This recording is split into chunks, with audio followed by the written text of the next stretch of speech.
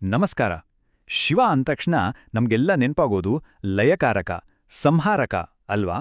ಆದ್ರೆ ಶಿವನಿಗೆ ಇನ್ನೊಂದು ಮುಖ ಇದೆ, ತುಂಬಾ ಕರುಣಾಮಯಿ, ಶಕ್ತಿಶಾಲಿ ಮುಖ.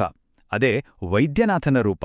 ಹೌದು, ರೋಗಗಳನ್ನು ಗುಣಪಡಿಸುವ ಪರಮ ವೈದ್ಯ. ಬನ್ನಿ, ಇವತ್ತು ಶಿವನ ಈ ಅಪರೂಪದ ಆಯಾಮದ ಬಗ್ಗೆ ಸ್ವಲ್ಪ ಆಳವಾಗಿ ನೋಡೋಣ. ಇಲ್ಲೊಂದು ದೊಡ್ಡ ಪ್ರಶ್ನೆ ಹುಟ್ಕೊಳ್ಳುತ್ತೆ. ಎಲ್ಲವನ್ನೂ ನಾಶ ಮಾಡುವ ಶಕ್ತಿ ಅಂತ ನಾವು ಯಾರನ್ನ ಕರಿತೀವೋ ಅದೇ ದೇವರು ಮಹಾನ್ ವೈದ್ಯನಾಗೋಕೆ ಹೇಗ್ ಸಾಧ್ಯ? ಇದೇ ಅಲ್ವಾ ವಿಚಿತ್ರ? ಈ ವಿರೋಧಾಭಾಸಲ ಹಿಂದಿನ ಸತ್ಯ ಏನು ಅನ್ನೋದನ್ನೇ ಇವತ್ತು ನಾವು ಹುಡುಕೋಕ್ ಹೊರತಿರೋದು. ನೋಡಿ, ಸಾಮಾನ್ಯವಾಗಿ ಎಲ್ಲರೂ ಅಂದುಕೊಂಡಿರೋದು ಶಿವ ಅಂದ್ರೆ ಲಯಕಾರಕ ಅಂತ. ಅದು ಒಂದು ಮುಖ ಅಷ್ಟೆ. ಆದ್ರೆ ನಾವು ವೇದ ಪುರಾಣಗಳನ್ನ ನೋಡಿದ್ರೆ ಒಂದು ಆಳವಾದ ಸತ್ಯ ಹೊರಬರುತ್ತೆ. ಅದೇನಂದ್ರೆ ಶಿವ ದೇಹ, ಮನಸ್ಸು ಅಷ್ಟೇ ಅಲ್ಲ, ಆತ್ಮವನ್ನು ಗುಣಪಡಿಸುವ ವೈದ್ಯನಾಥ. ಇದು ಸುಮ್ನೆ ಕಥೆಯಲ್ಲ. ಇದರ ಹಿಂದೆ ಒಂದು ದೊಡ್ಡ ತತ್ವಶಾಸ್ತ್ರ, ಒಂದು ರೀತಿಯ ವಿಜ್ಞಾನವೇ ಇದೆ. ಸರಿ, ಹಾಗಾದ್ರೆ ಇವತ್ತು ನಾವು ಏನೆಲ್ಲ ನೋಡ್ತೀವಿ? ಮೊದಲು ವೇದಗಳಿಗೆ ಹೋಗೋಣ, ಅಲ್ಲಿಂದ ಪುರಾಣಗಳ ಅದ್ಭುತ ಕಥೆಗಳನ್ನ ಕೇಳೋಣ. ಆಮೇಲೆ ಯೋಗ ಮತ್ತೆ ಮಂತ್ರಗಳ ಹಿಂದಿರೋ ಸೀಕ್ರೆಟ್ಸ್ ತಿಳ್ಕೊಳ್ಳೋಣ.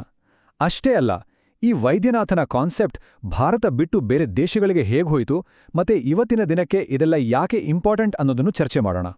ಮೊದಲನೇ ಭಾಗಕ್ಕೆ ಬರೋಣ. ಶಿವನನ್ನ ವೈದ್ಯ ಅಂತ ಕರೆಯೋದು ಆಮೇಲೆ ಬಂದಿದ್ದಲ್ಲ. ವೇದಗಳ ಕಾಲದಲ್ಲೇ, ಅಂದ್ರೆ ನಮ್ಮ ಅತಿ ಹಳೆಯ ಗ್ರಂಥಗಳಲ್ಲೇ ಅವನನ್ನ ಹೀಲರ್ ಅಂತ ಗುರುತಿಸಲಾಗಿತ್ತು.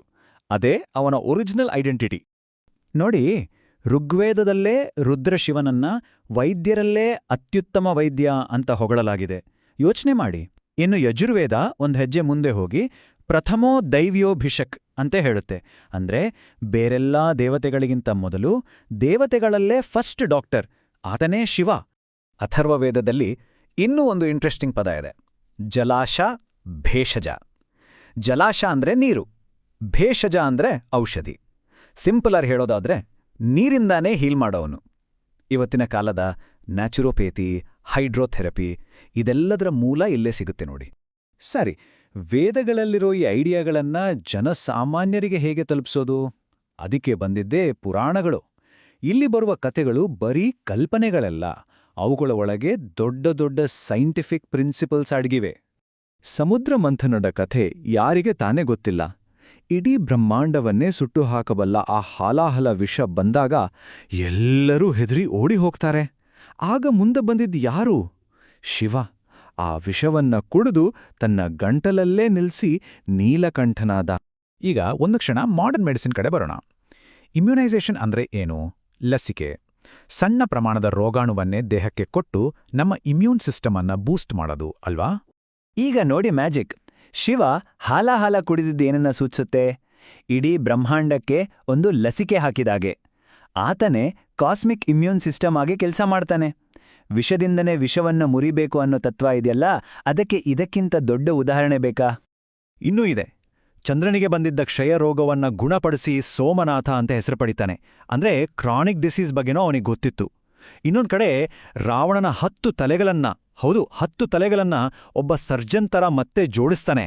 ಅದಕ್ಕಲ್ವಾ ಅವನಿಗೆ ವೈದ್ಯನಾಥ ಅಂತ ಹೆಸರು ಬಂದಿದ್ದು. ಓಕೆ, ಇಲ್ಲಿವರೆಗೆ ನಾವು ನೋಡಿದ್ದು ದೇಹದ ಆರೋಗ್ಯದ ಬಗ್ಗೆ. ಈಗ ಸ್ವಲ್ಪ ಒಳಗಡೆ ನೋಡೋಣ, ನಮ್ಮ ಮನಸ್ಸು, ನಮ್ಮ ಆತ್ಮದ ಆರೋಗ್ಯದ ಬಗ್ಗೆ. ಇಲ್ಲಿ ಯೋಗ ಮತ್ತು ತಂತ್ರದ ಪಾತ್ರ ತುಂಬಾ ದೊಡ್ಡದು. ಕಾಶ್ಮೀರ ಶೈವಿಸಂನಲ್ಲಿ ಮಂತ್ರ ಶರೀರ ಅಂತ ಒಂದು ಅದ್ಭುತವಾದ ಕಾನ್ಸೆಪ್ಟ್ ಇದೆ.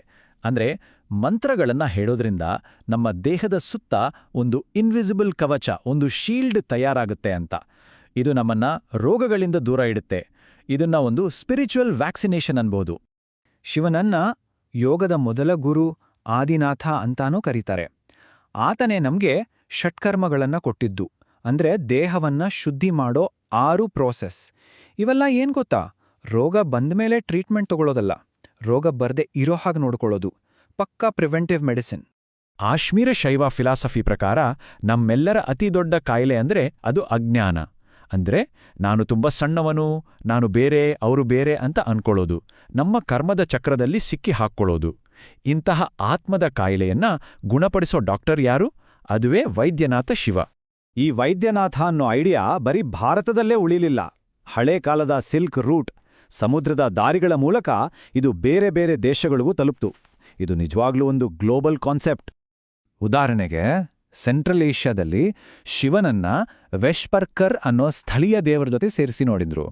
ಇಂಡೋನೇಷ್ಯಾದಲ್ಲಿ ಅವನನ್ನ ಬತಾರಗುರು ಅಂತ ಪೂಜಿಸ್ತಾರೆ. ಅಲ್ಲಿನ ಒಂದು ವಿಶೇಷತೆ ಏನು ಗೊತ್ತಾ? ಅವನಿಗೆ ನೀಲಿ ಗಂಟಲಿದೆ, ಜೊತೆಗೆ ಪಾರ್ಶ್ವವಾಯುವಾದ ಕಾಲುಗಳು. ಯಾಕೆಂದ್ರೆ ಜಗತ್ತನ್ನ ಕಾಪಾಡೋಕೆ ಅವನು ಪಟ್ಟ ಕಷ್ಟದ ಸಂಕೇತ ಅದು. ಇನ್ನೊಂದು ಸಖತ್ ಇಂಟ್ರೆಸ್ಟಿಂಗ್ ಕಂಪ್ಯಾರಿಸನ್, ನಮ್ಮ ರುದ್ರ ಶಿವ ಮತ್ತು ಗ್ರೀಕರ ದೇವರು ಅಪೋಲೋ. ಇಬ್ಬರ ಕೈನಲ್ಲೂ ಬಿಲ್ಲು ಬಾಣ, ಇಬ್ಬರೂ ತಮ್ಮ ಬಾಣದಿಂದ ಕಾಯಿಲೆ ತರಬಲ್ಲರು, ಅದನ್ನ ವಾಸಿನೂ ಮಾಡಬಲ್ಲರು. ಇಬ್ಬರಿಗೂ ಹಾವಿನ ಕನೆಕ್ಷನ್ ಇದೆ. ಇದು ಕಾಕತಾಳೀಯನ?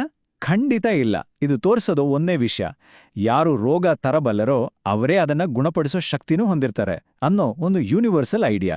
ಸರಿ, ಇಷ್ಟೆಲ್ಲ ಆಯ್ತು. ವೇದ, ಪುರಾಣ, ಯೋಗ, ಬೇರೆ ದೇಶಗಳು ಎಲ್ಲ ನೋಡಿದ್ವಿ.